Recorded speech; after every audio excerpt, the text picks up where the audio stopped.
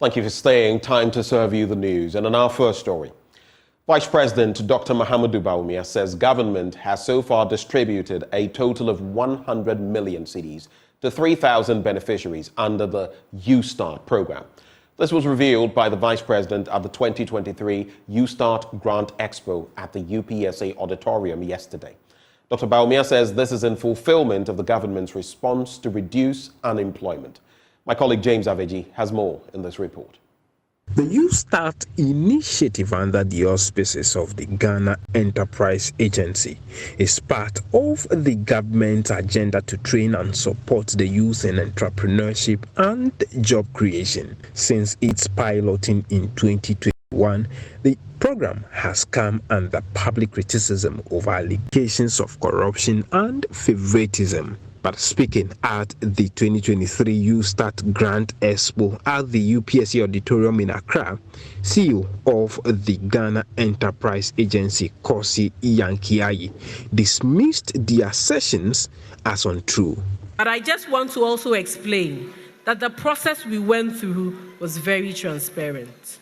It was very important for us to bring on board quality assessors such as PricewaterhouseCoopers, bring on board BDS providers to ensure that every step of the way we're in alignment with what the World Bank funding was supposed to achieve.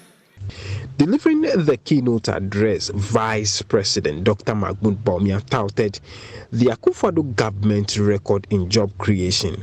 He revealed that the government has created some 2.1 million jobs over the last 7 years in office. Our government over the last 7 years has created 2.1 million jobs.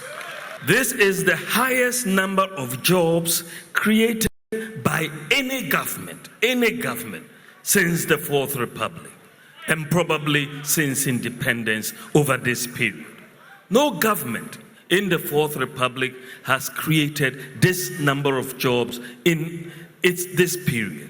Notwithstanding, and all of this is under very trying circumstances since 2020.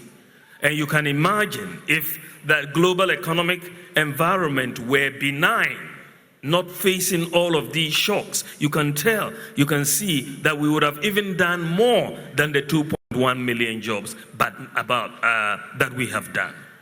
He said the government has so far disbursed a total of 100 million Ghana cedis this year to support 3,000 beneficiaries of the U-Start program.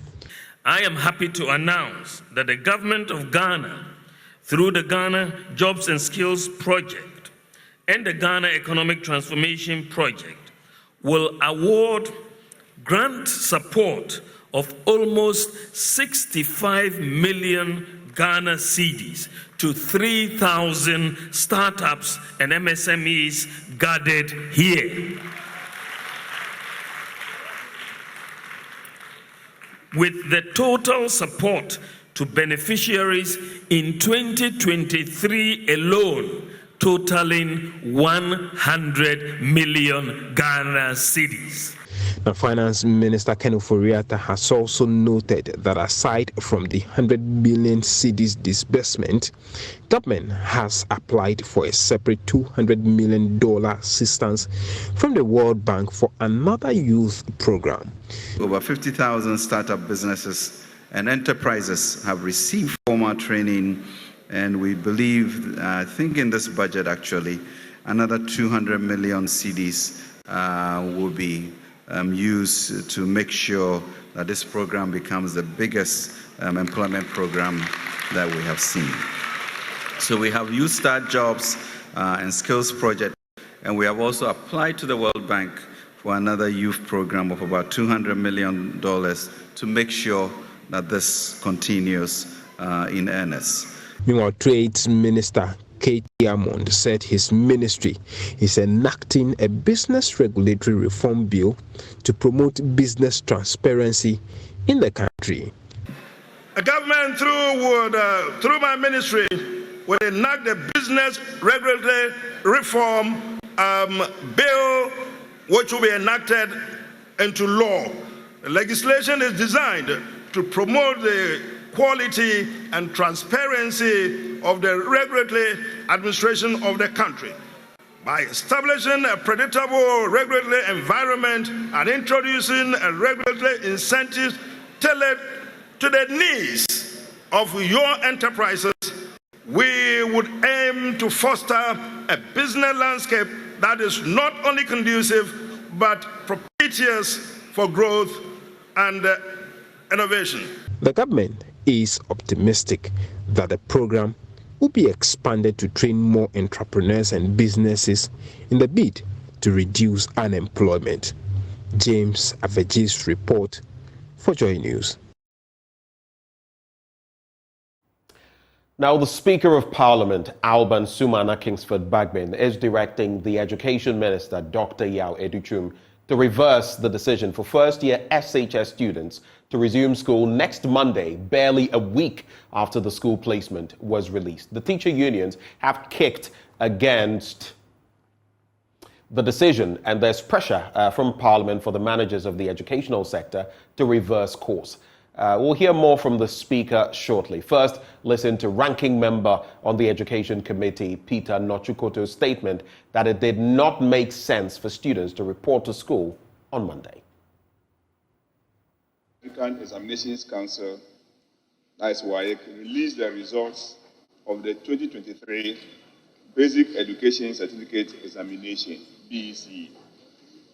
Consequently, yesterday, the Ministry of Education released placement of some of the successful candidates and directed that these students resume school on Monday, 4th December 2023. Mr. Speaker, parents are yet to get the required materials and items that they need to buy for their awards. Also, there are a lot of placements that need to be remedied because of the fact that some of the candidates have been placed in schools outside the regions they reside. Additionally, Mr. Speaker, a few weeks ago, teacher unions have requested that there was the need for the GES, that's the Ghana Education Service, to grant them enough time to rest at the end of this year. Truth be told, Mr. Speaker, that since the introduction of the double-track system in 2018, both teaching and non-teaching staff in the senior high schools have not taken any rest. This is seriously affecting their health. It is therefore necessary to allow them some rest during this break to the end of the year. Mr. Speaker, many of the students will be traveling from far to their various schools and will only have to go back home 2 weeks after resumption for the Christmas break.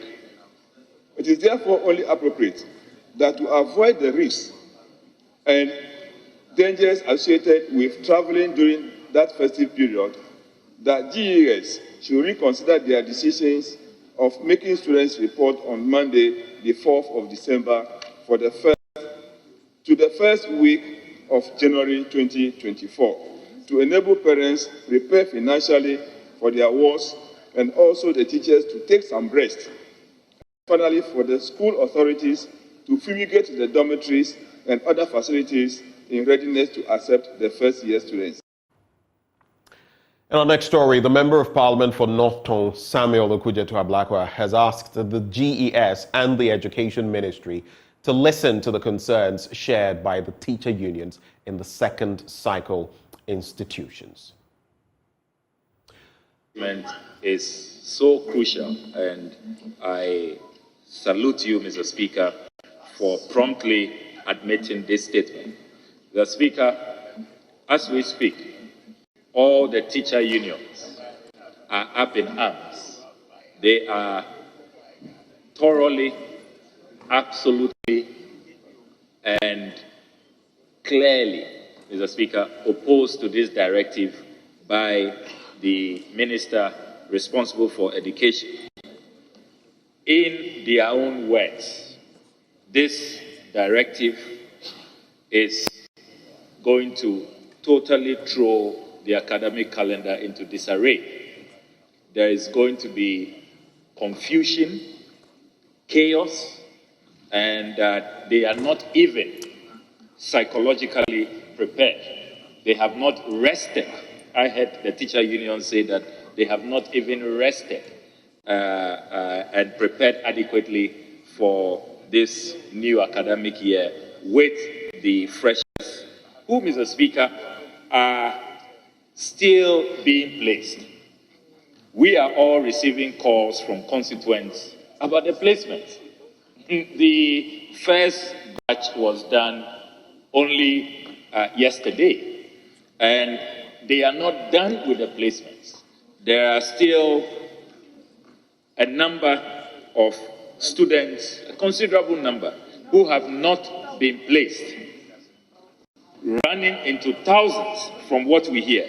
And Mr. Speaker, the point must also be stressed that a good number of these secondary schools are far afield in other regions where these teenagers have never been to. Well, on that same point, the Speaker appealed to the Education Minister to reverse course. The Speaker has directed that a public statement be released by Parliament directing that the Minister comply with the appeal and reschedule the resumption to January next year. I want to, on your behalf, direct the Media Relations Department to issue a statement along this line immediately. The attention of Parliament has been drawn to the sudden directive of the Ministry of Education for the resumption of academic year coming Monday, 4th December 2023. The House calls on and urges the Minister of Education to reconsider the directive by the Ministry of Education to students and authorities, including teaching and non-teaching staff, to resume academic work on Monday, 4th December 2023. The House proposes for the consideration of the Ministry the first week of January 2023 for the resumption of academic work in these schools. The Minister of Education is directed to thereafter report to brief the House on Monday, 4th December 2023 on the matter. The House further calls on parents, teachers, non-teaching staff, and students to keep calm until the matter is resolved by the House. This should be the contents of the release. Let's talk health now. The management and staff of the Komfo-Anokye Teaching Hospital hit the streets of Kumasi on Thursday to mobilize public support for the renovation of the 70-year-old hospital. The Heal CAF initiative was launched by the Asantehene Otumfuose II. Now, with about 1,200 bed capacity, the Komfo-Anokye Teaching Hospital, since its construction in 1955, has not seen any renovation work, thus impacting adversely the quality of inpatient care management. Management embarked on a grand walk on the principal streets of Kumasi to call on the citizenry to help in the renovation and modernization of the CAF Old G Block. Nanabwachi Adam has the rest of the story. So as part of efforts to contribute and renovate the Komfo-Anokye Teaching Hospital, the hospital management, including the CEO himself, Professor Ochiade Mensah, I'm backing on a health walk to signal citizens on the need to contribute to the hospital project, which is to renovate the 70-year-old Komfo-Anokye Teaching Hospital. The project is Heal Komfo-Anokye, a 70-year-old hospital which indeed needs renovation.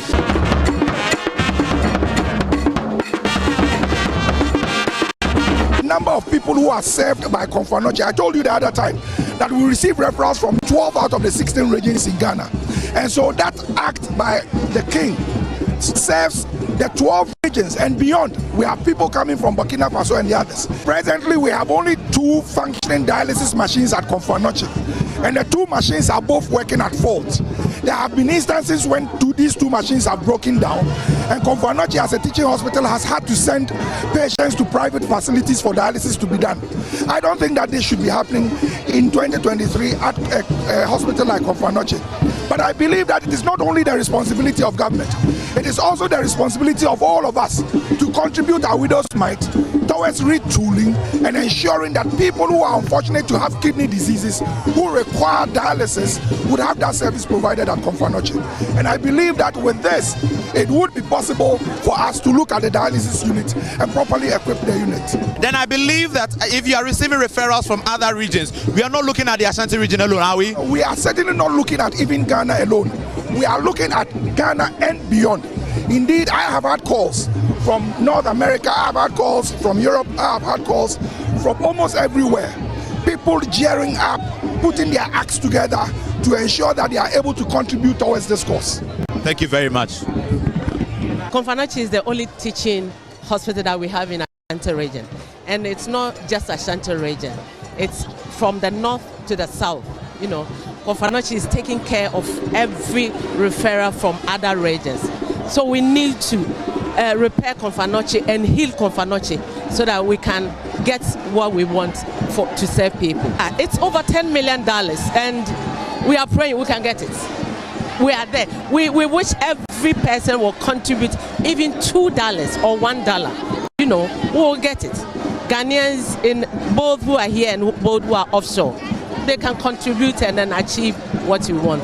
This is what we have for Ashanti region, Northern and other regions. So we are here to serve. For JoyNews, Nana Boachi Dankwayadum, Kumasi.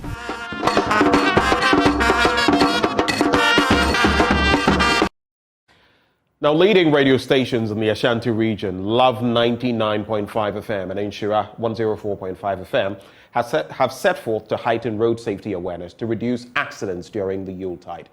The annual public service campaign is in collaboration with road safety authorities to reduce the rampancy of accidents.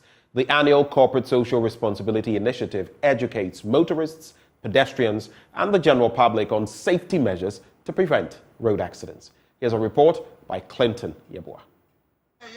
The Love FM and Insure FM Road Safety Campaign is in partnership with the Driver and Vehicle Licensing Authority, the National Road Safety Authority, and the Ghana Police Service. The Kumasi Road Traffic 2022 report disclosed that road traffic crashes in Kumasi rose from 1,255 to 1,550 between 2021 and 2022, representing a 24% increment. Drivers and other road users trooped to the VIP bus terminal station at Asafo to access education on road safety at the event's launch. DVLA is celebrating its 25th anniversary, and so we want to highlight that process. We know that the year is coming to an end, and accident also becomes prevalent, and so we also want to highlight this part so that drivers will be cautious as we approach the Christmas.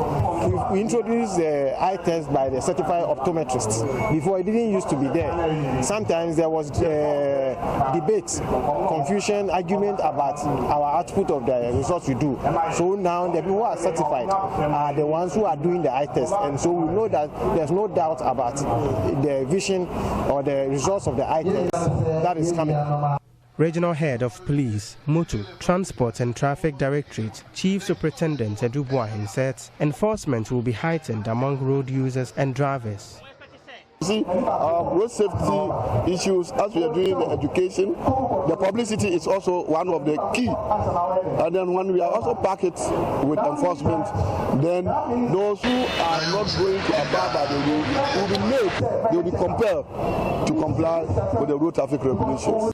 The Regional Director of the Road Safety Authority, Akwasi Agyemang, is entreating entities to link with the media to heighten education. Everybody needs to support the media because the media plays a very important role in ensuring safety for all road users, especially disseminating getting information on speeding, pedestrian safety, and motorcycle usage. In a region like this, we have issues with speeding, as I said earlier, motorcycle safety and pedestrian safety. So through the media, we are very hopeful and confident that a lot of people will get the message and understand the need to be safe on the highways in the region. The event was climaxed with a free eye screening of ASTA for VIP bus drivers by the DVLE. Reporting for JoyNews, Clinton.